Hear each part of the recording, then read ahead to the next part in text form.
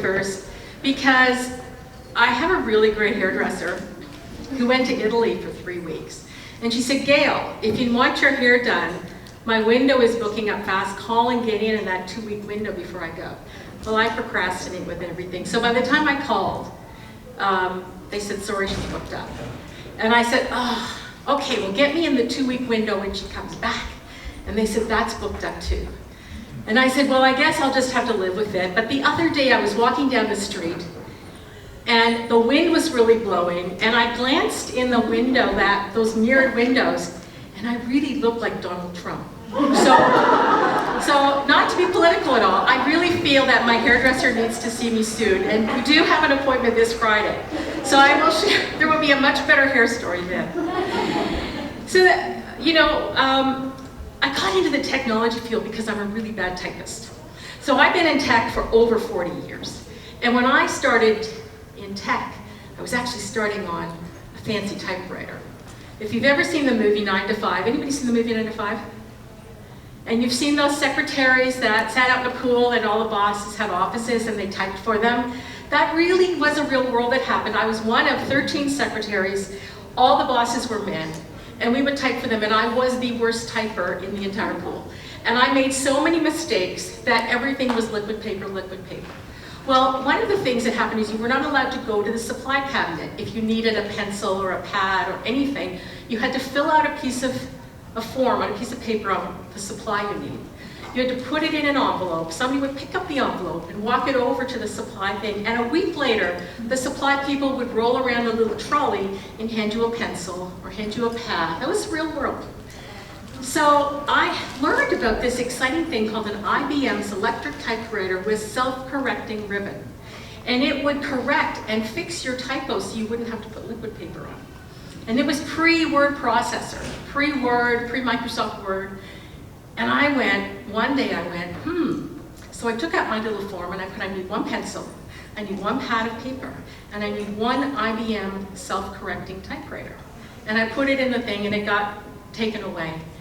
And about 3 weeks later, the trolley rolled up with a great big blue IBM self-correcting typewriter.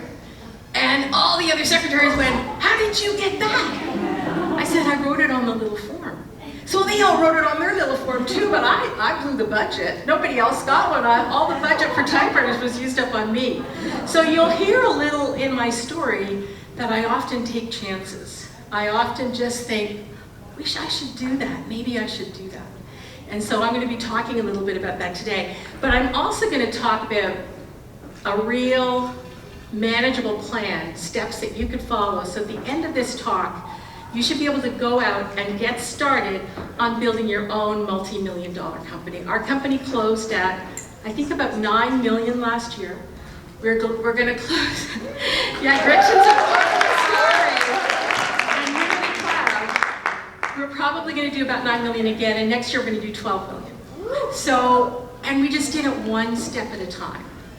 So let me tell you a little bit about, well, before we do that, I want to ask you, how many of you here would like to be the CEO of your own multi-million-dollar company? How many have that as, I'm so excited? How many of you have already started your company and you want to scale it and you want to grow? Okay. And how many of you are going, I'm not sure if I want to be a CEO, but I wouldn't mind being an entrepreneur, starting something cool in the corporation that I work in? Okay. All of these, everything I'm going to teach you applies to all those scenarios. The fact that you put your hand up, you are 98% further ahead of getting there than you were before you put your hand up, because you just told the universe, this is what I want. And the universe has a really interesting way of answering those questions. In 2007, I sat at a Microsoft conference in Houston. My entire career was in tech sales. I was in sales because I couldn't code, I couldn't do accounting, I couldn't organize anything, I couldn't project manage, but I could tell a damn good story. And so I was always one of the best salespeople because I could tell people what their life would be like if they got that big blue IBM Selectric typewriter. You won't have to make as many corrections in your letters. And so So I would tell the story, paint the story, and I've been doing it at that time for over 25 years. But I went to a Women in Tech lunch, and I think you were one of the speakers, Gretchen. You were. So there were 4 women on the stage in 2007 in Houston. 2 women from Microsoft talking about career growth, navigating career growth, and 2 women who own their own company. 1 woman from Sweden and Elizabeth Vanderbilt, right, from Canada. And they were talking about what it was like to start and grow their own business. And I sat there and I went, oh my goodness. If I only had the courage to do that. But I don't have any skills. The only thing I can do is tell stories and sell stuff. I don't even know how to even sell. I can't code anything. I don't know how I would ever do this. But after the break, I got on the cell phone with my girlfriend back home and I said, I hate my job. I hate my boss. I hate my life. I have to drag myself out of bed every day to sell crap that I don't even believe in anymore. And you got to be careful what you say to the universe, remember? Because the universe answers. So 3 months from that lunch meeting in Houston, I got fired. And I got fired by fax. I got a fax off my fax machine at home. Dear Mrs. Mercer McKay, your services are no longer required. Please arrange to return your cell phone and your BlackBerry and your PC as quickly as possible. Now I was the vice president of sales of this company. And that's how I got fired by fax. So I called the boss. I said, you just fired me by fax. Well, you didn't even fire me, it was the accounting clerk who I haven't met yet. And he said, yeah, nothing personal, but we've got to do some cost cutting. So they kept the guy, they let the girl go. And after I did my little happy dance, then I went, oh my goodness, I'm too young to retire. I can't afford to retire, I've got mortgage, I've got bills, kids still in school. But I felt like it was a sign from the universe. And I didn't have a BlackBerry and I didn't have a computer. So I got in the car and I drove to Alabama and from Canada, and I played the Robert Trent Jones golf trail, if you know anything about golf. But every morning before I got up to play golf, I got my journal out and I did stream of consciousness journal writing. Does anybody know what that is? Okay. Stream of consciousness journal writing, some yes, some no. It is writing without thinking. So you start with a starter sentence, and a good one is, I want to write about, and then you just write. I want to write about, I want to write about, I want to write about why am I so unhappy, why is my job making me crazy, why am I here in Alabama? Whatever happens, whatever you write about, you write. And some days I write for 5 minutes, and some days I write for an hour. But I wrote and wrote, and the rule is you can't read what you've written. So at the end of 2 weeks in Alabama, I got my stream of consciousness journals, and I read every single thing. Because inside, you know what you want. Inside, you know what your purpose is. You don't need anybody else to tell you. Inside, you know. And when you do stream of consciousness writing, you get past the editor, you get past that editor in your head, and you get past all the crap and all the tapes and all the things people have told you, and you get to the heart of yourself. And so at the end of it, I said, I want to be a writer. I want to do something with writing. And I was so excited, and it was so authentic and so true. I knew that this is what I was meant to do. And I thought, I don't know what it's going to look like. But I think I haven't advanced my slides. They're not that exciting. But there we go. There we go. We're going to feel the fear and do it anyway. So I thought, maybe I'll write a novel and Elton John will read it. And then he will say, this is an amazing novel, I've got to take it to Broadway. And he and I will collaborate and go to Broadway. That's kind of where I went with my initial writing. My first job was a little less ambitious than that. I got home, there were 4 messages on my answering machine at home from 4 people who wanted to hire me as a salesperson. And I called them all and I said, thank you very much, but I'm a writer now. And the first 3 said, oh, and hung up the phone. But the 4th one, who was an old boss of mine, said, what do you write? And I said, I don't know. And he said, well, can you write marketing copy? And I went, I think so. What do you need? He said, we need emails, we need customer decks, we need invitations, we need play cards. And I said, I can do that. And he said, well, how much do you charge? And I said, what's your budget? And he said, I've got $2,000 a month. I said, that is exactly what I charge. So that was my first contract. And I didn't know what it was going to look like, but at least I had a contract. But I did know that, and I learned this in university, that most businesses start without a business plan. And out of all the businesses that start without a business plan, 95% of them fail. I think that was the status, really high. So I went, if I want to be successful, I'm going to have to write down a business plan. So I actually flew into Seattle to one of my friends who worked at Microsoft and slept on her couch for a week, because I wanted to be in a different environment. And I started to work on writing out a business plan on what I was going to do, and what it was going to look like, and how I was going to create this writing career helping with marketing copy. And I got about a 30-page business plan together. And why was it important for me to write that down on paper? Who's got the answer? Why was it important? To read it again and? To throw it out in the universe? Yes, and because when you write things down, you are Harvard research, there's a study, I think it's 80 to 90% higher chance of achieving your goals if you write them down. And there's millions of business plans. I use Business Plan Pro. There's lots of templates and ideas for business plans that you can follow to work out your own business plan. So I did that.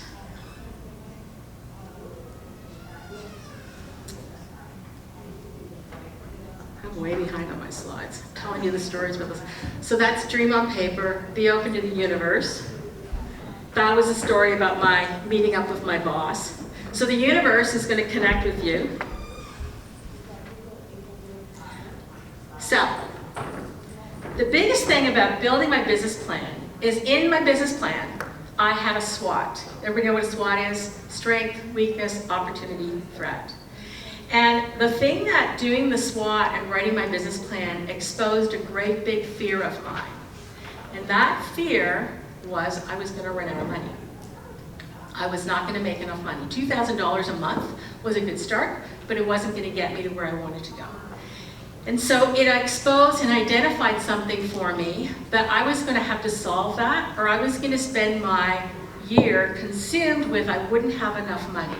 And guess what happens when you walk into somebody's office to try and get them to buy your marketing services, and you smell like, I don't have enough money. Like it's a smell that comes off of you. I don't have enough money. Don't do business with me. I don't have enough money. I'm not going to be successful. So you do not want to have that aura. You want to go in confidently, and whether you can get the business or not get the business, but you want to be confident about it. And so I decided that I worked it out, I needed $48,000 to pay my mortgage, pay my bills, buy my food. That if I had $48,000, no designer shoes, but I would be able to make a living. I could make it in 1 year.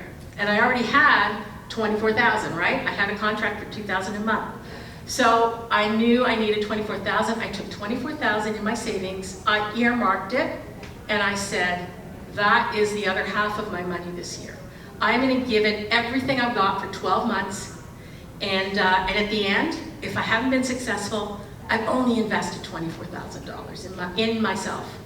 And I will say that my husband, my ex-husband, who I shed along the way, and he did look at me at that point in time, and when I was really not sure, and he said, I think you're worth a $24,000 investment, which is a pretty cool thing.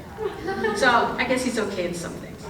But you know, you also need to look in the mirror and tell yourself that. I think I'm worth a $24,000 investment.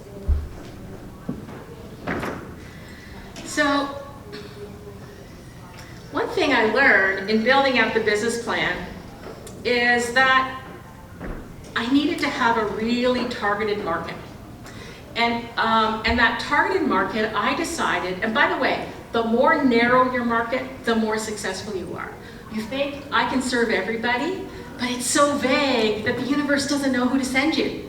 You know, they don't know where to send you to. So you're gonna be really focused and targeted so that the universe brings the right opportunities for you. So I said, okay, I know a lot about the Microsoft world. My first job is working for a Microsoft partner. I'm gonna focus on writing copy, marketing for Microsoft and helping Microsoft partners who need copywriters. Well, there's about 300,000 of them in the world. So I said, okay, I'm gonna focus on Microsoft partners that are ISVs, independent software vendors, because they're the worst at marketing, like the absolute worst at marketing.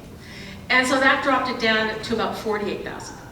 So then I said, I'm going to focus on Microsoft partners who are ISVs in Canada, and that brought it down to about 2,500.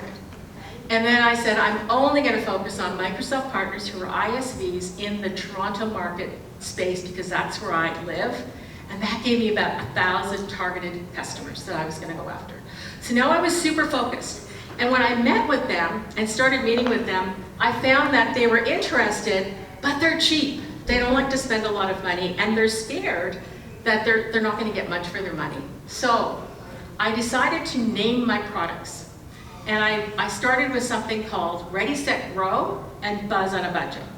And what was Ready, Set, Grow? Ready, Set, Grow was a small, ready, $2,000 package for get ready to market with Microsoft. For $2,000, you would get this, this, and this. And then Get Set was, get ready, now you've got ready, now you've got set, we're gonna build out a 12-month plan for you. Everything you need to do month by month was Get Set, and that was a $5,000 package. And then Grow was on whatever you need. So you get ready, get set, and grow. You need to hire me. I can come in and do some of these things for you. It was very easy and consumable for them. And then I did something called Buzz on a Budget. What was Buzz on a Budget? Well, it was similar to what I'd already done. It was, you have X amount of money per month, and I will do X number of things every month so that you can send out your newsletter, or send out your email, or send something out. So that's how I started. And it was pretty good. End of year one, I took a look, I made $80,000. Not bad.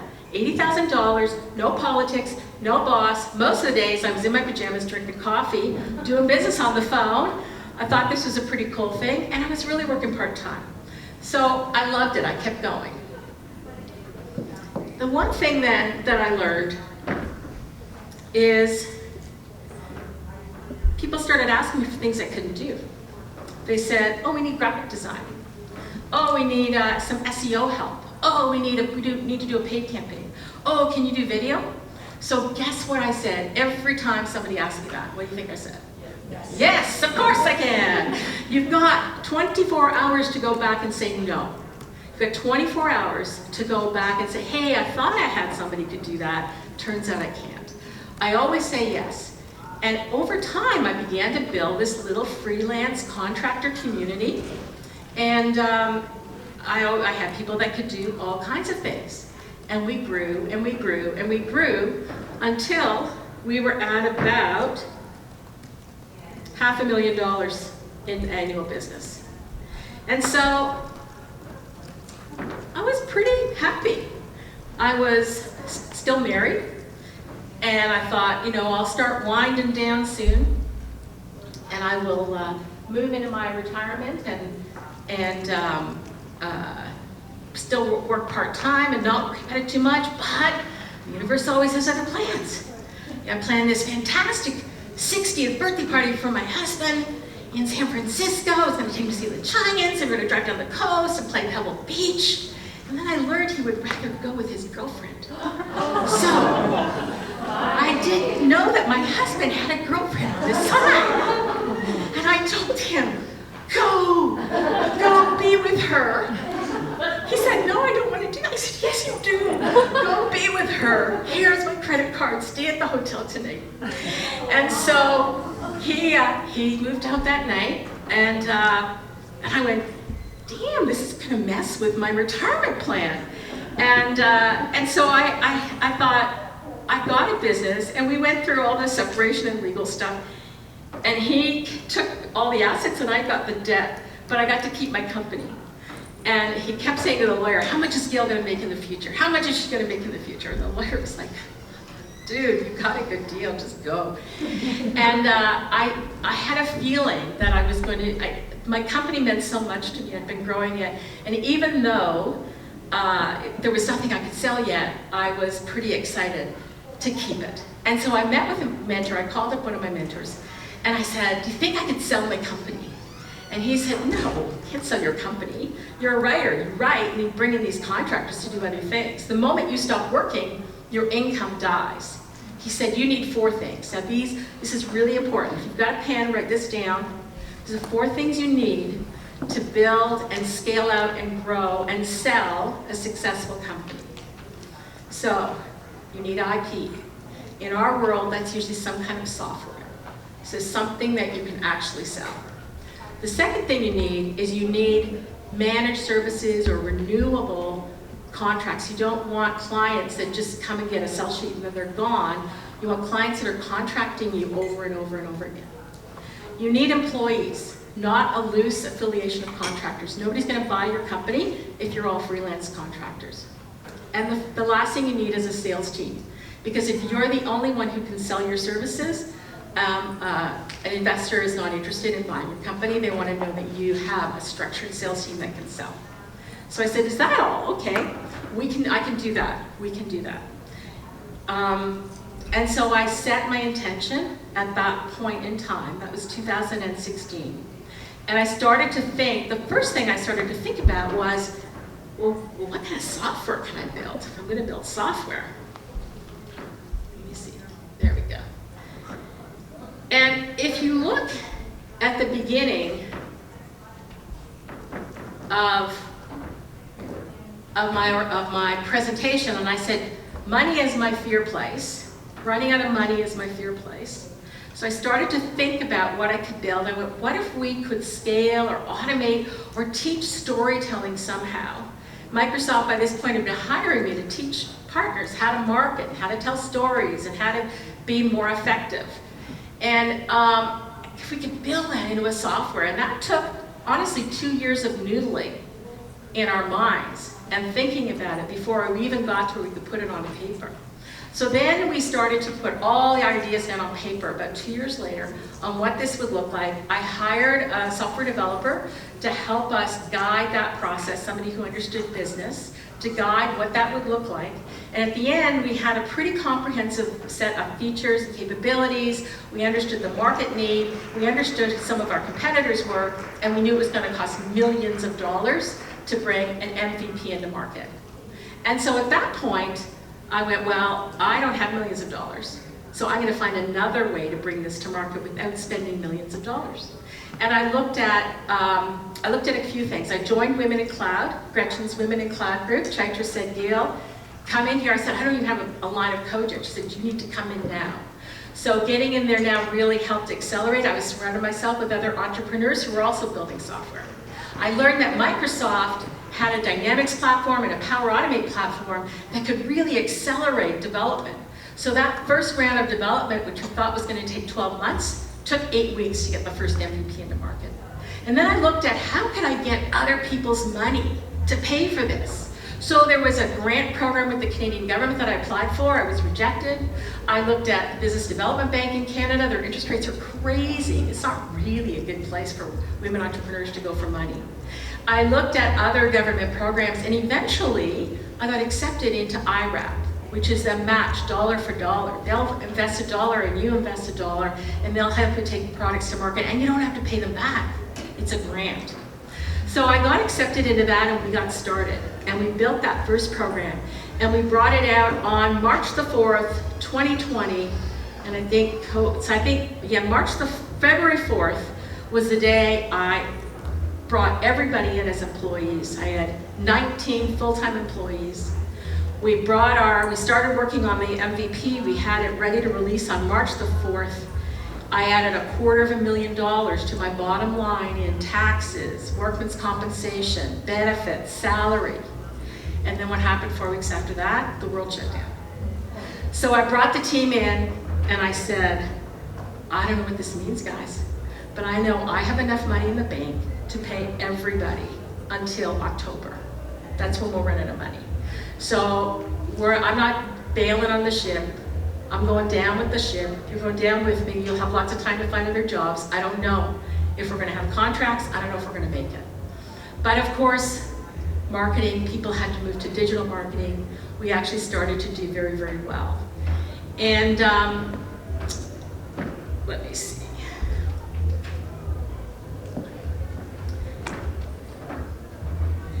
And so we did really well. But I will tell you, we have had some dark days. As an entrepreneur, you're going to have some really fantastic days. You're going to have some really dark days. So surrounding yourself with people who are your cheerleaders is pretty amazing.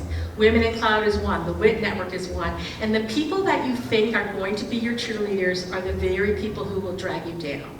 And let me tell you a story about my mother, who has passed away, but who I love and who loved me. We were in the car as all this was going on, and I was driving along, and she said, Mrs. Jones' daughter phoned me, and they just made her vice president of her company. I said, Mom, that's amazing. She said, yes, maybe if you work really hard, you can be the vice president of a company one day. I said, Mom, I'm the president of my own company. And she said, oh dear, I was talking about a real company. And so you go, oh, before you boo my mother had dreams, but was too afraid to go for them. And my mother loved me, but did not want me to be hurt or to fail. And so the people who are closest to you, who don't encourage you and push you and stretch you and challenge you to go for those dreams, because they're looking at it through the lens of their own fear. And that's exactly where it's coming from. So surround yourself with the people who keep saying, go for it, go for it, go for it. Am I near the end? I haven't seen my little time thing. Am I almost over? Yeah, 2 minutes. I have 2 minutes, I'm sorry. I'm so sorry. Okay. So this is DAXI. This is what we rolled out 2 years ago. We are 2 years away from, I think, from being profitable with it. So we're still a profitable company. We have no debt. We'll close out at 9 million. DAXI is being used by about 500 tech companies now. So we have a lot of them using the free version. That was our MVP that started out, and others have moved into the paid version. But it's a storytelling accelerator, helping partners tell their stories much better, much faster, more effectively. And we're having a lot of fun with it. So it's very, very cool. And so the last thing, and I'm going to touch on what Gretchen said. You know, the North Star, if you go to my LinkedIn post, my LinkedIn, or if you read anything about me, I will tell you that the North Star for me in my life and the North Star for our company is the Zig Ziglar quote, which is, you will get everything in life that you want if you help enough other people get what they want. And so part of why I'm here is because I just want to share my story to inspire you to say, go for it, I can do it. I was a typist in a thing with a mother who didn't think I would do anything more than that, who wanted me just to be the very best typist in the pool, and I was the very worst. And so you can be whoever and whatever you want. And there's never been a better time in the world for women to be entrepreneurs. There has never been a better time. There is an appetite to support women. There are accelerators. There are platforms like Microsoft where you can build a software that you can sell in 8 weeks. Like, you can do this really fast and not a lot of money. So I just wanted to leave that with you. Thank you so much for listening to me today.